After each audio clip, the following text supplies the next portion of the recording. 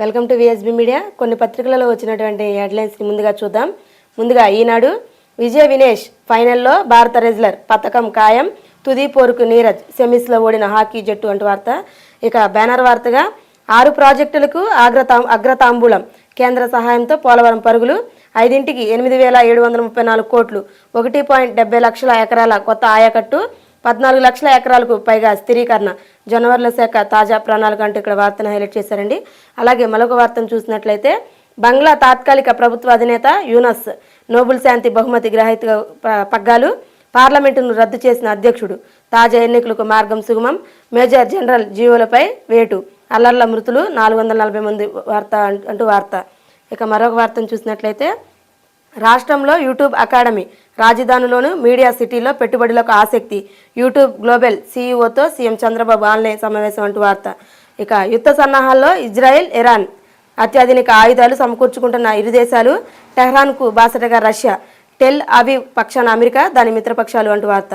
ఇక మరొక వార్తను చూసినట్లయితే, 10 రోజుల్లో తొలి విడత నామినేటెడ్ పోస్టులు, పనితీరు సామర్థ్యత ఆధారంగా ఎంపిక, మిత్రపక్షాలకు 18-20% పోస్టులు, సీఎం చంద్రబాబు విస్తృత కసరత్తు అంటూ వార్త.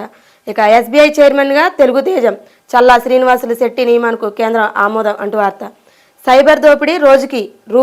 86 లక్షలు, 3 ఏళ్లలో 940 కోట్లు, రాష్ట్రంలో పెరుగుతున్న ఆన్లైన్ మోసాలు, Indian cyber crime coordination centre గణాంకాల వెలుగులోకి అంటూ వార్త. ఇక 10 నాణెం వద్దు అనొద్దు, అవి చల్లవన్నదే అపోహే, స్పష్టం చేస్తున్న ఆర్బీఐ, నేడు విజయవాడలో బ్యాంకర్లు రిటైల్తో సమావేశం అంటూ వార్త. సాక్షి బ్యానర్ వార్తగా, కడుపుపై కొట్టారు, రాష్ట్ర వ్యాప్తంగా చిరుద్యోగులను తొలగిస్తూ సరికొత్త పాలన, టీడీపీ నేతల బెదిరింపులకు తలొగ్గుతున్న అధికార గణం, ఖాళీ అయిన స్థానంలో తమ వారిని నియమించాలని అధికారులకు అల్టిమేటం, కొత్త నియామకాలకు ముడుపులు దండుకుంటున్న టీడీపీ నేతలు, 2.65 లక్షల మంది వాలంటీర్లను ఇప్పటికే పక్కన పెట్టిన ప్రభుత్వం, పాఠశాలల మధ్యాహ్న భోజనం వండే కార్మికులు వేలాది మంది తొలగింపు, ఇప్పటికే 2,360 మంది ఉపాధి హామీ ఫీల్డ్ అసిస్టెంట్లతో బలవంతపు రాజీనామా, టీడీపీ నేతల వేధింపులతో 4 ఫీల్డ్ అసిస్టెంట్ల ఆత్మహత్య, నైట్ వాచ్మెన్లు, స్కూల్లో మరుగుదొడ్లు శుభ్రం చేసే కార్మికులపై కూడా వేటు, ఏళ్ల తరబడి పనిచేస్తున్న రేషన్ డీలర్లతో రాజీనామాలు, అంగన్వాడీ వర్కర్లు, హెల్పర్ల రాజీనామాలకు ఒత్తిడి, వైద్య ఆరోగ్య శాఖలు నోటిఫికేషన్ ద్వారా ఎంపికైన అభ్యర్థులకు బ్రేక్, కూటమి నేతల తీరుతో తీవ్ర ఇబ్బందులు పడుతున్న ప్రజలు అంటూ ఇక్కడ బ్యానర్ వార్తగా హైలైట్ చేశారండి.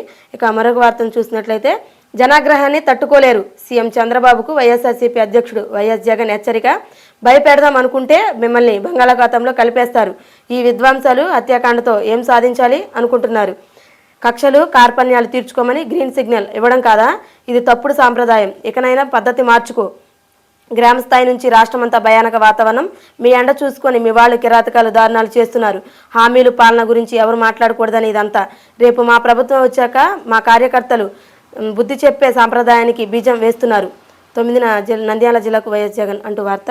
ఇక మరొక వార్తను చూసినట్లయితే, కూటమి స్మార్ట్ నాటకం, ఏది నిజం, రివర్స్ టెండరింగ్ న్యాయ సమీక్షతో అత్యంత పారదర్శకంగా స్మార్ట్ మీటర్ల టెండర్లు, కేంద్ర మార్గదర్శకాలు, విద్యుత్ నియంత్రణ మండలి అనుమతితోనే మొత్తం ప్రక్రియ, టెండర్ నిబంధనల మేరకు బిల్లులు చెల్లించిన విద్యుత్ పంపిణీ సంస్థలు, ప్రతి పైసా ప్రభుత్వమే భరిస్తుందని జీవో 22తో స్పష్టం చేసిన గత సర్కార్, నిర్ణీత సమయంలో ఎంత సామగ్రినైనా తనిఖీ చేసే సామర్థ్యం విద్యుత్ వ్యవస్థకు ఉంది, ప్రతి పరికరం నాణ్యత సంఖ్య లెక్కించేకే బిల్లులు సమర్పించిన కన్స్ట్రక్షన్ విభాగం అధికారులు, వాటి ఆధారంగానే అకౌంట్స్ విభాగంలో టెండర్ నిబంధనల మేరకు బిల్లుల మంజూరు, వాస్తవాలు ఇంత స్పష్టంగా ఉన్న గత సర్కార్పై బురద చల్లడమే పనిగా ఈనాడు తప్పుడు రాతలు అంటూ వార్త.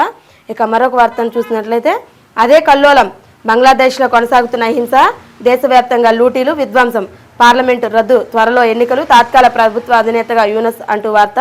ఇక సినీ హీరోను కొట్టి చంపిన మూకలు, హోటల్కి నిప్పు, 24 మంది సజీవ దహనం, ఇప్పటిదాకా 440 దాటిన మృతులు, బ్రిటన్ నిరాకరణ, పరిశీలనలో గల్ఫ్ దేశాలు, ఫిన్లాండ్, చైనా ఐసీఐ హస్తం, హసీనాను దించేందుకు పక్కాగా పావులు అంటూ వార్త.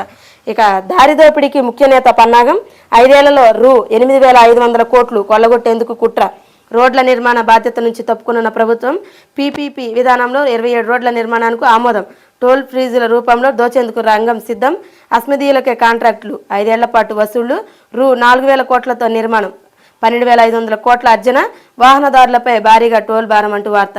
ఇక రాష్ట్రంలో మరిన్ని విమానాశ్రయాలు, స్క్రిప్ట్లు అంటున్న ముఖ్యమంత్రి చంద్రబాబు. ఇక విజయ్ వినేష్ తీరంగా ప్యారా అంటూ వార్త. ఇక ఆంధ్రజ్యోతి, ఆంధ్రజ్యోతిలో కూడా కామన్ వార్తగా ఒలింపిక్స్కి సంబంధించిన వార్తని, అలాగే ఇక్కడ బంగ్లాదేశ్కి సంబంధించిన వార్తని కామన్గా ప్రచురించారండి. అలాగే మరొక వార్తను చూసినట్లయితే పోలవరానికి దారేది, దెబ్బతిన్న డయాఫ్రమ్ వాల్, కుంగిన గైడ్ బండ్, కాపర్ డ్యాంల సీపేజీ, ఈ పనులు ఎవరితో పూర్తి చేయించాలి, ప్రస్తుత సంస్థకేనా మరొకరికి అప్పగించాలా, ప్రభుత్వం ముందు జనవరుల శాఖ ప్రతిపాదనలు, డయాఫ్రమ్ వాల్పై కేంద్ర జలసంఘ నిర్ణయం తెలుసుకోండి, ఢిల్లీకి వెళ్లి పరిస్థితి వివరించండి, మంత్రి నిమ్మల ప్రత్యేక సీఎస్కు సీఎం ఆదేశం, నవంబర్ నుంచి పోలవరం పనులకు నిర్దేశం అంటూ వార్త. ఇక మరొక వార్తను చూసినట్లయితే ఇదేం పేచి, Z+ ఇచ్చినా చాలదా జగన్, సీఎంగా ఉన్నప్పుడు అదే స్థాయి దాన్నే కొనసాగించిన కూటమి సర్కార్, సాంకేతికంగా ఆయన ఎమ్మెల్యే మాత్రమే, నిబంధనలకు మించి 58 మందితో భద్రత అది చాలదంటూ కోర్టు ఎక్కిన జగన్, భద్రతకు ముప్పంటి బుకాయింపు, కోడికత్తు గులకరాయి దాడి బూచి, రెండింటిపైన ప్రజల్లో అనుమానాలు, పదవిలో ఉండగా భారీ హంగామా, SSG పేరుతో ప్రత్యేక దళం, విదేశాల్లో కుటుంబ సభ్యులకి భద్రత, మాజీ సీఎంకు 980 మందితో భద్రత అవసరమా, ఇది ఒక ఊరిలో ఓటర్ల సంఖ్య అంతా అంటున్న హోంమంత్రి అనిత. ఇక మరొక వార్తను చూసినట్లయితే కోర్టు తలుపులు తడతాం, కక్షలు తీర్చుకోవడానికి గ్రీన్ సిగ్నల్ ఇచ్చారు అంటున్న జగన్, మహిళలు పిల్లలపై అగత్యాలు సీఎంకు తెలియడం లేదు, శాంతి భద్రతలు అదుపు తప్పాయి, రాష్ట్రపతి పాలన ఎందుకు పెట్టకూడదు, గవర్నర్ చూసి చూడనట్లు ఉండద్దు, రాష్ట్ర పరిస్థితులు దేశం దృష్టికి అంటున్న జగన్.